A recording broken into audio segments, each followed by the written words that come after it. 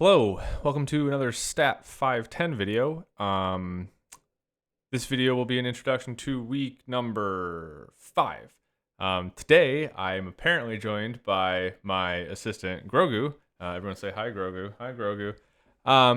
Right. So far in this course, if we look at this picture here on the homepage of our website, we've been talking about probability. That is, we've been assuming we know the population distribution or the data generating process, whatever it is you want to call it, and we can then make probability statements about data that we could see. We could say something like, what's the probability that we observe an observation greater than some value? What's the probability that we get a sample of size n whose average is bigger than some value? We've been essentially working with statements like that. So this is the week in the course where we finally get to the statistics part of what we're doing, and we're going to talk about statistical inference. That is going the opposite direction. So now we have some data, and we want to use that to tell us about the population or the data generating process, whatever it is you want to call it, right? So we're going the opposite direction. We are inferring ground truth from the data we have. So obviously that inference is going to be done under uncertainty because there's no way we could use the data to fully understand the data generating process, but we'll try our best with the information we have. Okay, so checking out that page on the website. Yeah, that's what I just said, I think. Okay, so again, the usual reading from Wasserman. I think this week in particular, the reading from Martin might be pretty good. I like this chapter 10 here and this chapter 11 that sort of introduce some of the same topics in a little bit more detail. I don't know if folks are doing additional reading because I know that's generally a painful thing. But I think it's something that's really good to do.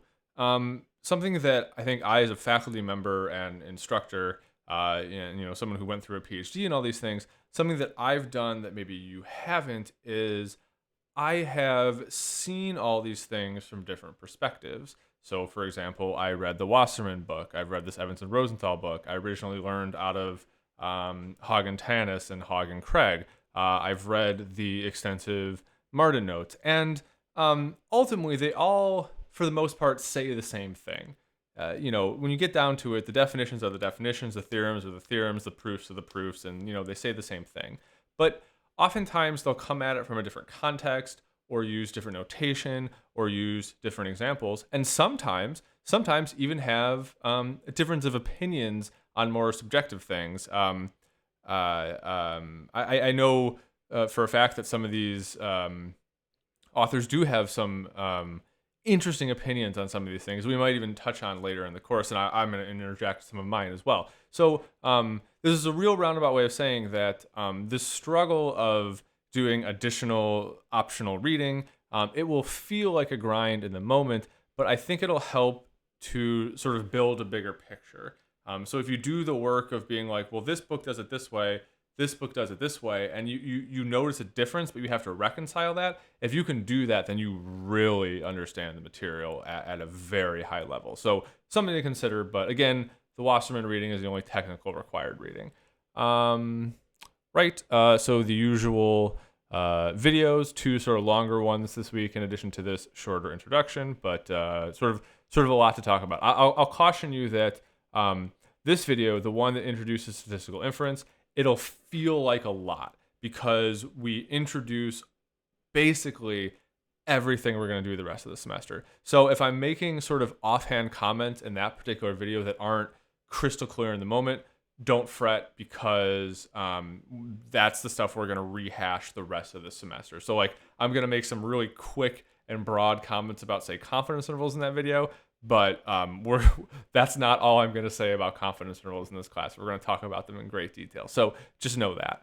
And then, yeah, so the first video is introducing broadly what is statistical inference, what is a statistic, what is estimation, what is data, what are our goals, what are the things we can try to do, again, very broadly. And then in the follow-up video, we'll introduce sort of our first estimator, which is something called the empirical distribution. It'll be a way to estimate the population distribution.